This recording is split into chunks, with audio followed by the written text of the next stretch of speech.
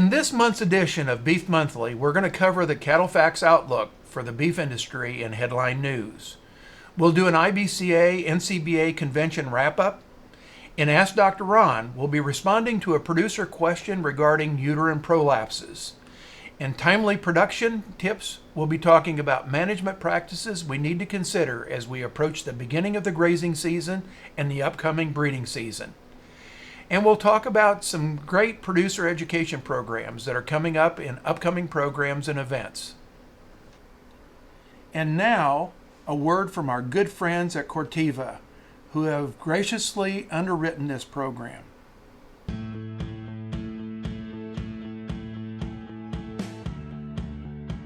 Your land is more than a business. It's a heritage that has been passed down from those who tended it before you, by those who shaped it, changed it, and cared for it. Your land has a legacy, one that you carry on, but also one you build on. At Corteva Agriscience, we are the stewards of a lasting legacy. We have a responsibility to Depauw Agrosciences to maintain the relationships and trust they built, and to build upon those foundations, to help you care for your land, to provide innovations that help you protect the hard work and investment you've poured into it, to help you build a legacy that can be passed on for generations to come. Corteva Agriscience.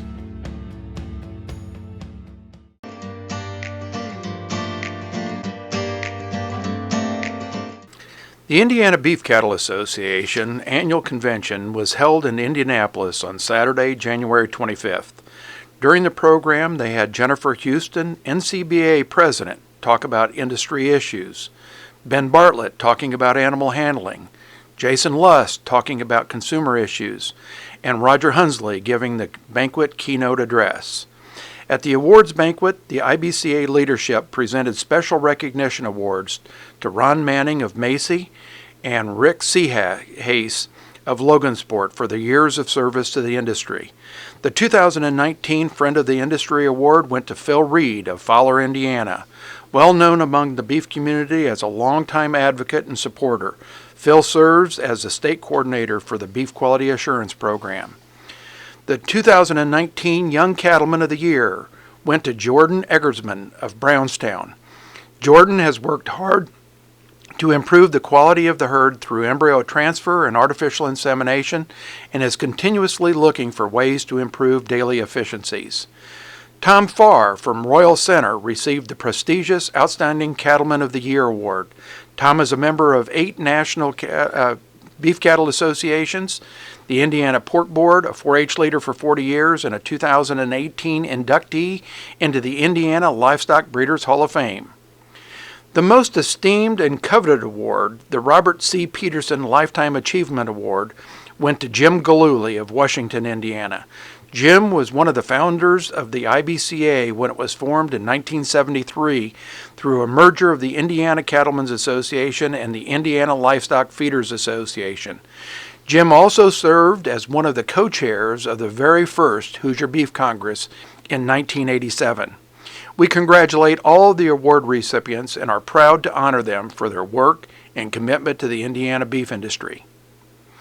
Also during the recent IBCA convention, the IBCA membership elected officers for the 2020 to 2021 year. The new officers approved by the membership were President Neil Smith of Pendleton, President-elect Chad Lanham of Flora, Vice President Jill Duncan of Wingate, and Treasurer Andrew Stewart of Greensburg. Also serving on the executive committee with the officers are Promotion Committee Chair Dr. Jenny Hodgins, Membership Chair Tim Schwab, and immediate past President Dr. Bruce Lamb. At the National Cattlemen's Beef Association Convention in San Antonio, Texas, held February 4 through 7, Tim Schwab, a native of Batesville, Indiana, was elected NCBA Region 1 Vice President. Tim is a recent past president of the Indiana Beef Cattle Association, and he is one of 7 regional vice presidents. Tim will represent Region 1 on the NCBA Executive Committee and will serve on the as a Policy Division Director. As NCBA Region 1 Vice President, he will coordinate regional membership activities by serving as chair of the Regional Membership Committee, as well as coordinate regional activities and communications within the Northeast region. Also at the National Cattlemen's Beef Association Convention, Norm Voiles Jr., a seventh-generation grain and livestock farmer from Martinsville, Indiana, was elected to serve as the Secretary-Treasurer of the Cattlemen's Beef Board. The CBB controls the National Beef Checkoff Program to ensure that our checkoff dollars are working to benefit all beef producers. Norm is a past president of the Indiana Beef Cattle Association and currently serves on the IBCA Board of Directors. Joe Horseman from West Lafayette, Indiana, is a continuing member of the Federation Committee that oversees the Federation of Beef Council's checkoff dollars portion. And Donnie Lawson from Thorntown, Indiana, is a director on the NCBA Policy Committee.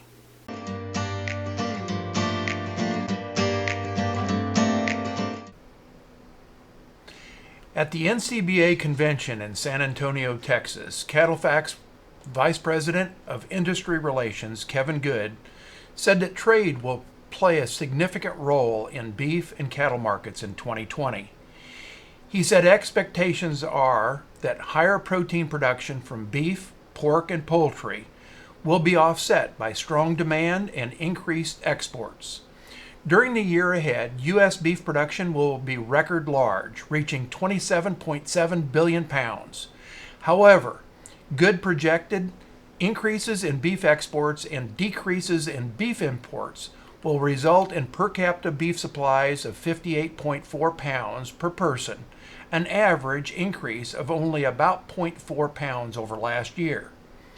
With strong demand for U.S. beef at home and rising demand overseas, the modest increases in supply will be more than offset by a growing consumer appetite for our product, he said. This growing demand, coupled with increased prices at the consumer level, will be supportive of cattle prices in 2020.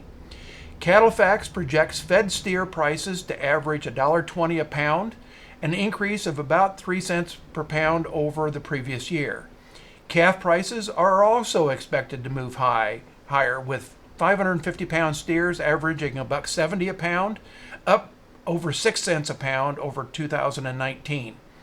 Similarly, 750-pound feeder steers are expected to be about 6 cents higher than last year, averaging about $1.50 a pound.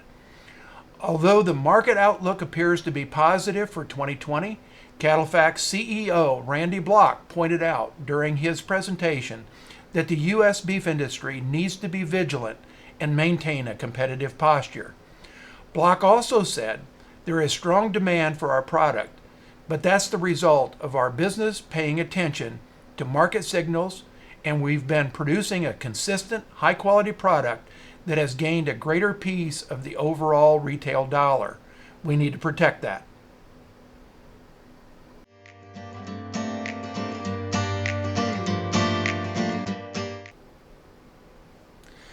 This month's Ask Dr. Ron question comes from a former student that says that their calving season hasn't gone quite the way they would expect it. They say that they had one first calf heifer get up, eat, come back to her calf, and then prolapse overnight. A second first calf heifer was found in the back 40 with a dead calf on the ground and also prolapsed. They lost both cows and one of the calves. Neither calf was big, at least according to what they thought was big.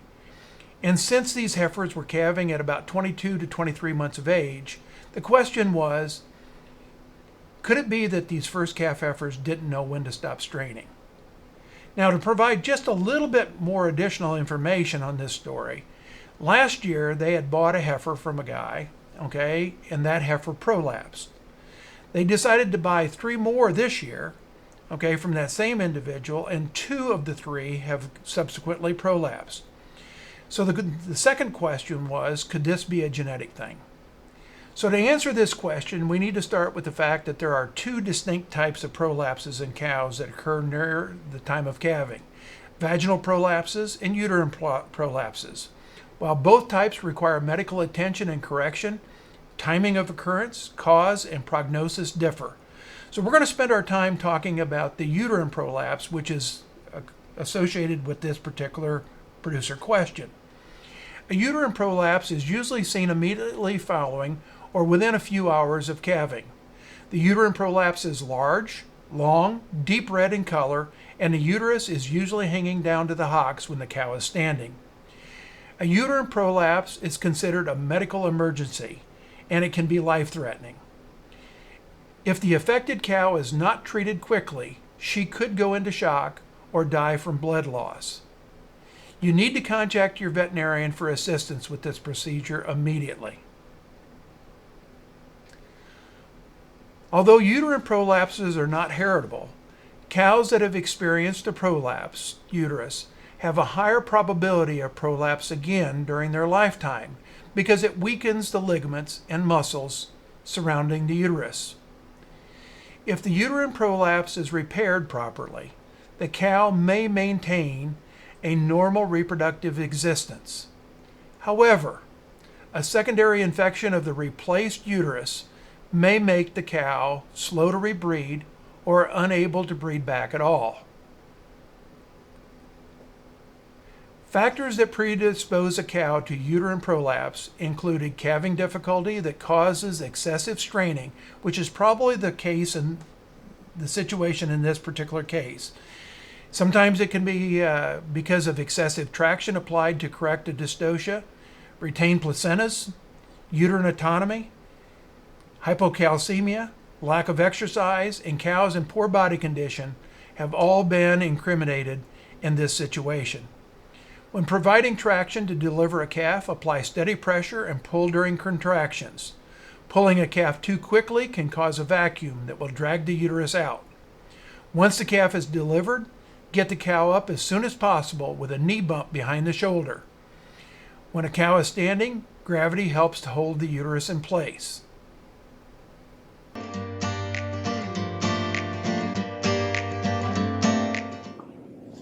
In this month's special feature, we've got Dr. Brett Marsh. He's a state veterinarian with the Board of Animal Health. Brett, you've had some disease outbreaks in the state before. You've thought TB. Let's talk a little bit about the role of Board of Animal Health, but also what we can do as a producer, okay, to support your efforts and make your job easier, but also benefit us as an industry.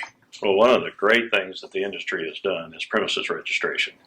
It was started in 2006, and the beef cattle industry in Indiana has really stepped up. We have over 65,000 premises registered in Indiana now as part of that program, and it's absolutely huge. For example, you mentioned the tuberculosis investigation. 90% of the producers in Southeast Indiana had their premises registered when we came, and that's really huge. The notion that you know where the cattle are before you ever start the investigation is really an important part of that whole effort. So being a part of that premises registration program, we're only the second state in the country to require it. Wisconsin's the other state. And again, over these last several years, beef producers have really stepped up. Makes a world of difference in our investigation. I don't know what the beef numbers are, but it was something over 28,000 Prem IDs for bovines. For bovine, right? That's absolutely right. And so that captures a bunch of our beef producers. A lot of beef producers are dairy industry as well. And so when you went out on the investigation for the TB issue down in the southern part of the state, back in time, you would actually literally have to travel the roads to see, okay, Absolutely. Well, does this farm have cattle? This farm not have cattle? Whatever. You knew within seconds. Absolutely. Okay, of a disease outbreak, where the people were at. You could kind of set up the quarantine zones, okay? And from a producer perspective, from my perspective as a producer, you being able to notify me, and hopefully I'm just on the outside of your circle, right? And I can still stay in commerce and all those things. Absolutely. Otherwise, so from a liability perspective, okay, and that we hear that, particularly as we take it into animal identification and trace back, right? Yes, people talk about, well, I'm going to be more liable. Talk about that for a minute. Well, I think it's just as important to know that you're not liable, that you're not in the game. That's one of the important aspects of premises registration. When we draw circles, et cetera, it's important for producers to know that, well, I'm not directly impacted. Yeah. I'm not in the circle. The early notification is really huge. Just letting people know what's going on and what's in their environment so they can make plans accordingly. We did this in high pathogenic avian influenza. We had producers in the poultry industry rerouted.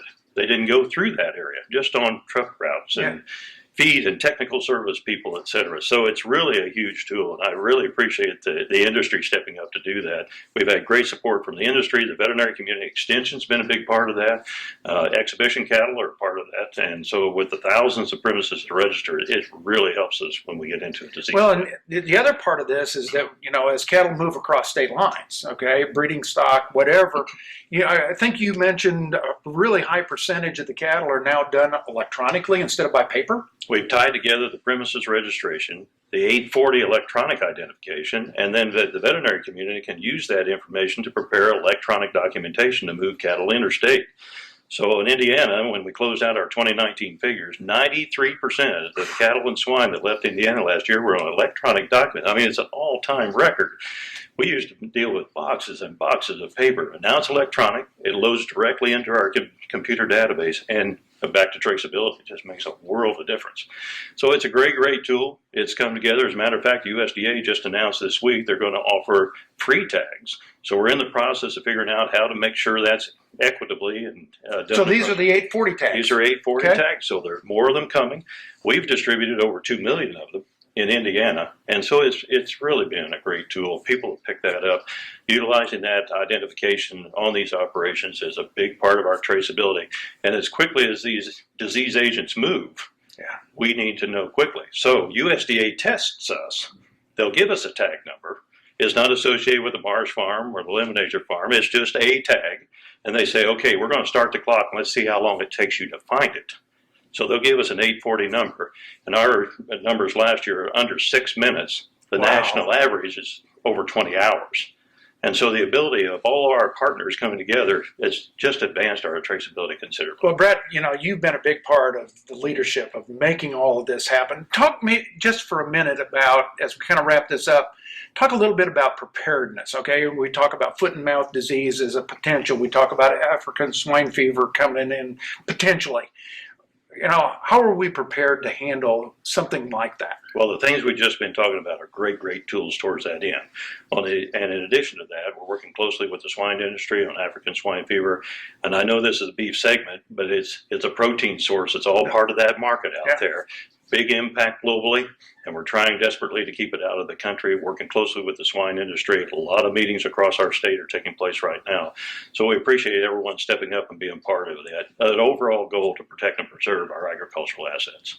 Brett, thank you so much for joining us. Thanks, Bruce. Appreciate it.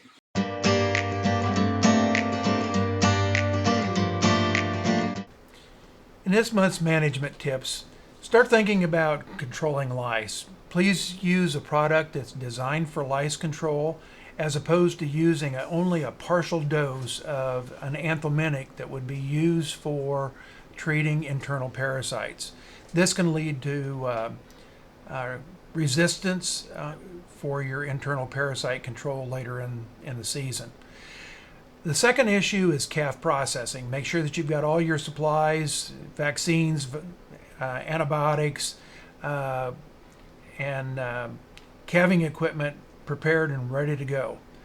The third thing is monitor body condition on your cows and adjust rations accordingly to maintain a body condition score 5 in mature cows and 5.5 to 6 in your replacement heifers and young cows. Also start thinking about preparing for the upcoming breeding season. Now is a great time to be thinking about scheduling a breeding soundness exam on your bulls. And if you happen to be buying bulls this year, start doing your homework to find out which bull best fits your operations goals and marketing strategy. Another consideration is cow herd vaccinations. Typically, we like to think about vaccinating our cow herd at least 30 days prior to the beginning of the breeding season to minimize any negative effects on fertility due to cytokines and maybe a slight fever. Another consideration is to frost seed legumes in late February and early March to improve pasture quality and forage availability this next growing season. Apply legumes based on Pure Live seed recommendations, and consider obtaining high magnesium commercial minerals for your feeding program prior to grass turnout.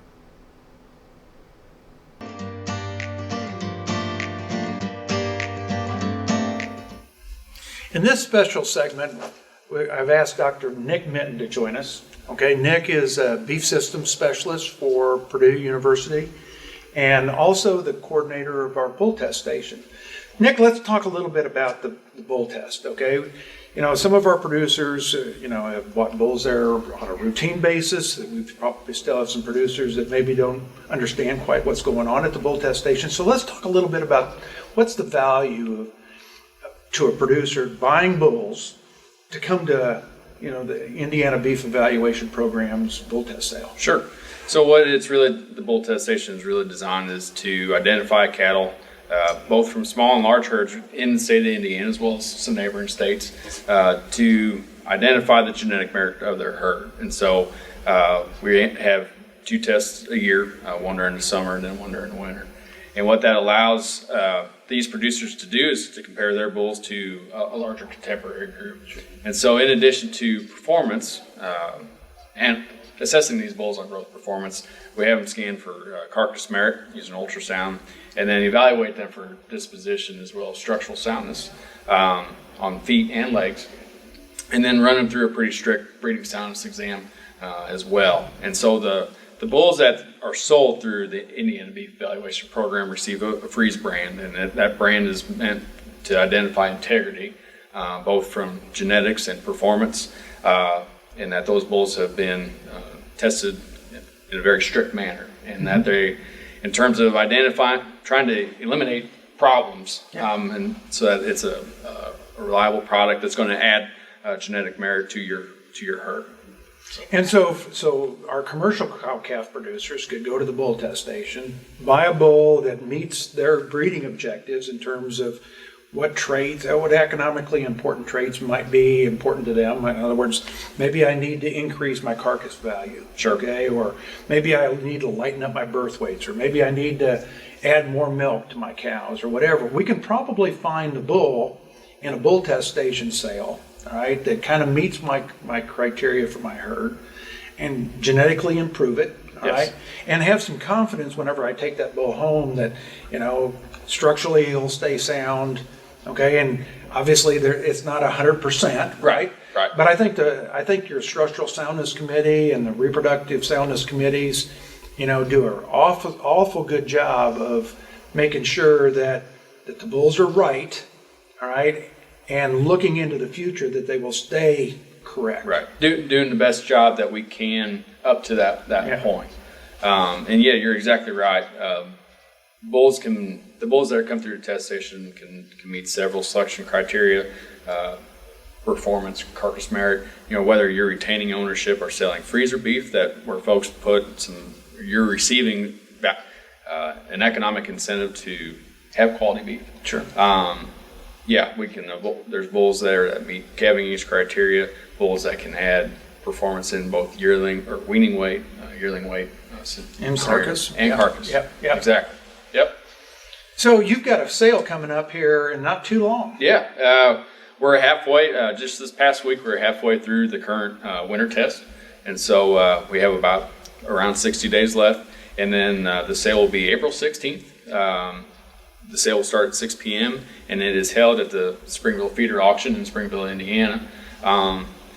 But at any time during the course of a test, folks are welcome to visit Bull Test Station, view the bulls, and all the way up to the point of the sale. So I would encourage folks to come by and visit at any point in time. If they have any questions, they can Google the Indiana Beef Evaluation Program. We have a website. Or reach out to Purdue Extension, and we'll find who you need to talk to get your questions answered. Nick, thanks you so much for joining us. Thank you.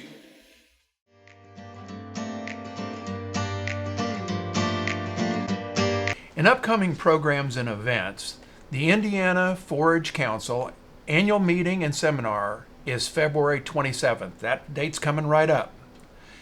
This program will be held at the William Daniel Turfgrass Research and Diagnostic Center on Cherry Lane in West Lafayette. RSVPs are due to Keith Johnson at purdue.edu no later than Monday, February 24th, to be able to participate.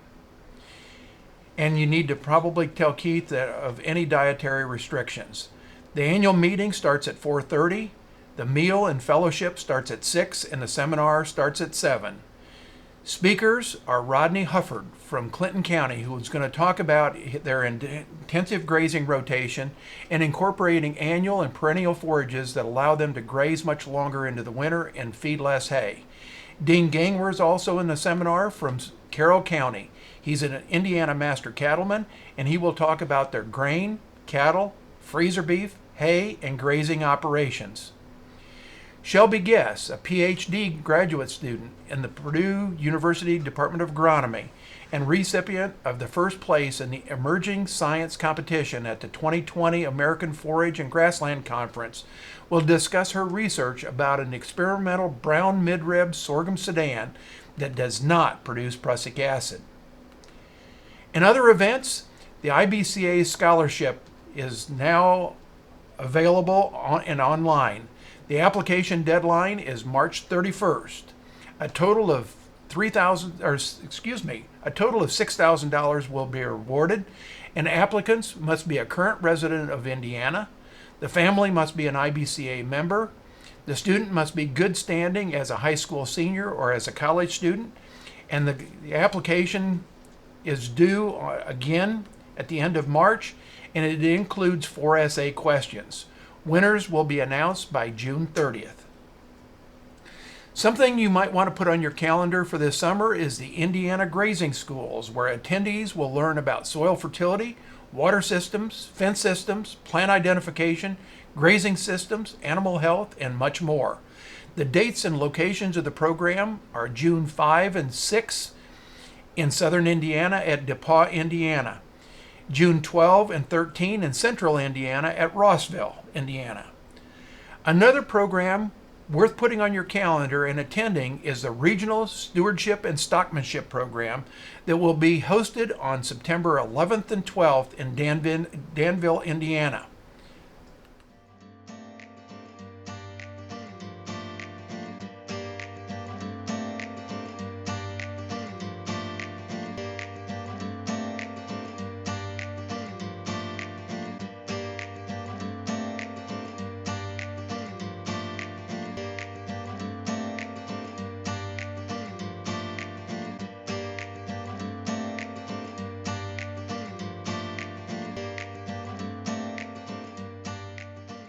This presentation was a production of the Animal Science Department at Purdue University.